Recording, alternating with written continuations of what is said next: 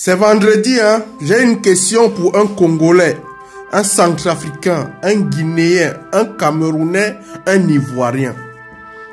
Et tous les peuples francophones pratiquement. Est-ce qu'il vous est déjà venu à l'esprit de vous poser la question, pourquoi est-ce que les étrangers arrivent dans vos pays, ils s'en sortent économiquement que vous? Pourquoi est-ce que dans vos pays, la plupart des commerces sont contrôlés par les étrangers? Pourquoi est-ce que dans vos pays, les Chinois arrivent, les Turcs arrivent, ils arrivent à contrôler votre économie? Pourquoi? Je suis sûr beaucoup non. Ils ne se sont jamais posé cette question. C'est simple. Lorsque les étrangers arrivent dans vos pays, ils ne s'intéressent pas à votre politique. Ils ne regardent pas votre politique. Tant que la politique vous amène à bagarrer entre vous et à attendre de l'État, eux, ils viennent avec la politique de pouvoir regarder votre argent, regarder vos poches. Ils regardent votre économie.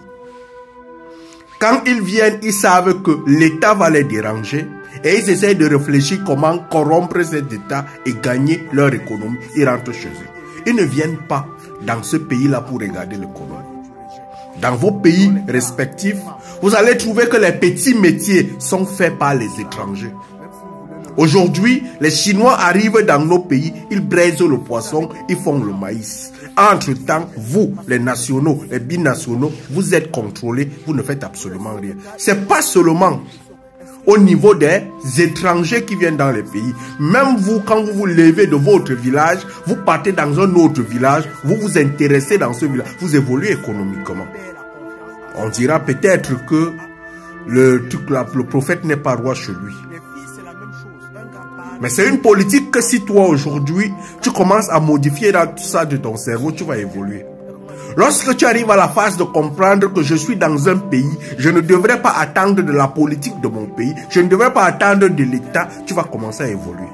Lorsque tu arrives, les guerres internes, les guerres tribales, tu ne t'intéresses pas à ça, tu t'intéresses à l'économie, tu t'intéresses à ton évolution, tu vas évoluer. Ça, c'est le secret des gens qui quittent les pays étrangers pour aller ailleurs.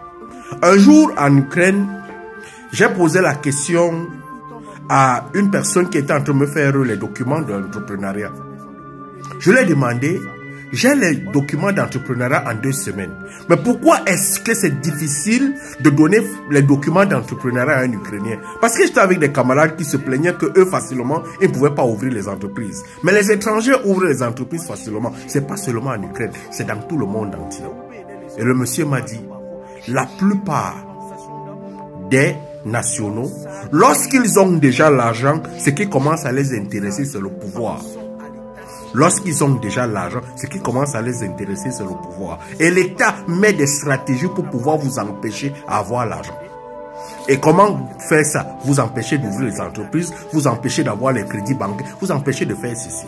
Donc si aujourd'hui tu quittes la philosophie d'attendre de l'État et de comprendre que je devrais construire mon patrimoine économique, l'État va te laisser.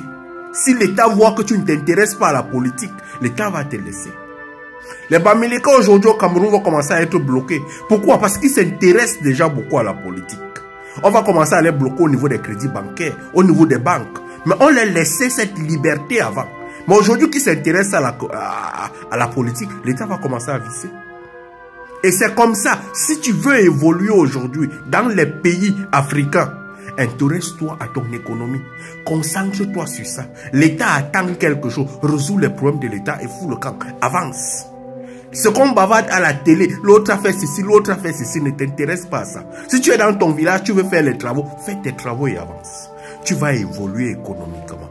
J'ai compris ça très tard parce que j'étais consommateur de politique. Aujourd'hui, je vois la vie différemment. Fais-en quelque chose pour pouvoir nettoyer ton cerveau. Ça va t'aider à évoluer économiquement. Allume ton cerveau, mon frère.